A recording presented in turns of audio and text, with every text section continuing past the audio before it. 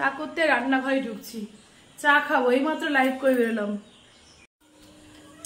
রুটি করে না গ্যাসটা পরিষ্কার করিনি, এই কারণে এই যে ময়দার গুঁড়োগুলো পড়ে আছে।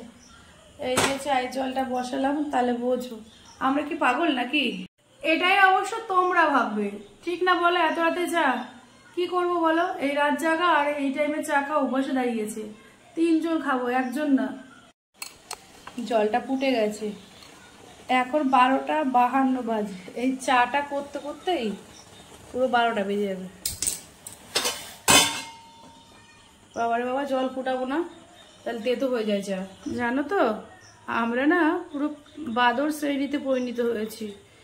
দাঁড়াও দেখাবো, আশেপাশে সব বাড়ি ঘুমিয়ে গেছে আর আমরা এখনো জেগে কি চা খাবো। এই ছোট কাপটা মেয়ের জন্য, মেয়েটাকে।